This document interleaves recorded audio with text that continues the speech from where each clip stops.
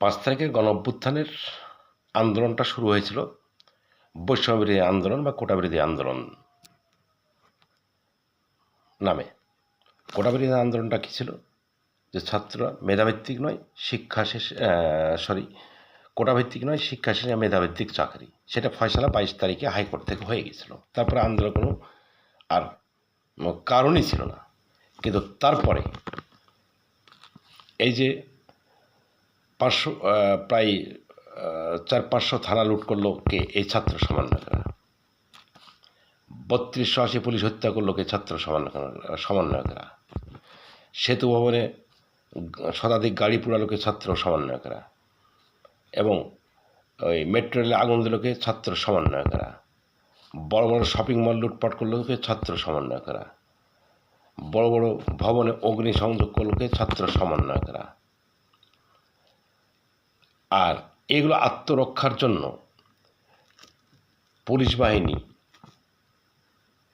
গুলি চালালো,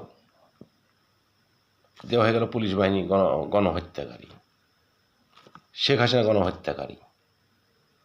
কিন্তু হত্যা তো শুরু করেছিল তারাই।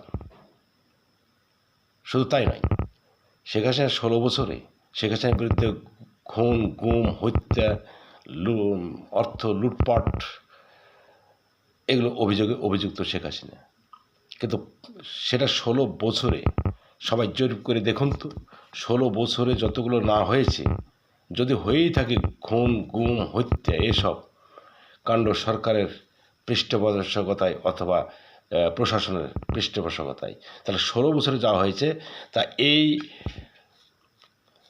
5 তারিখের পরে এই যে কয়েক মাস ধরে তার চাইতে বহুগুণে হয়েছে কিনা।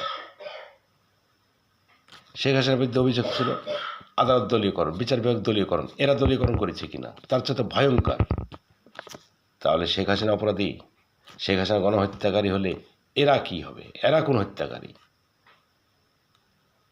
এরা একের পর এক মানুষকে হত্যা করে চলে যাবে, লুটপাট করে চলে যাবে, অগ্নিসংযোগ করে চলে যাবে, গাড়ি পুড়াবে, বিল্ডিং পুড়াবে, মেট্রো রেল পুড়াবে, পুলিশ হত্যা করবে, মানুষ হত্যা করবে।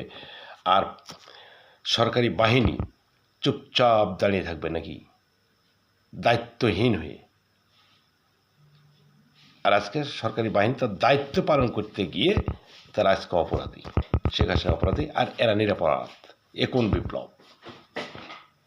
কাজে জুলাই অভ্যুত্থান তার চরিত্র হারিয়ে ফেলেছে এদের দ্বারাই, এই অন্তর্বর্তীকালীন সরকার এবং ছাত্র সমন্বয়ের দ্বারা। এটা পরিষ্কার। আল্লাহ হাফেজ।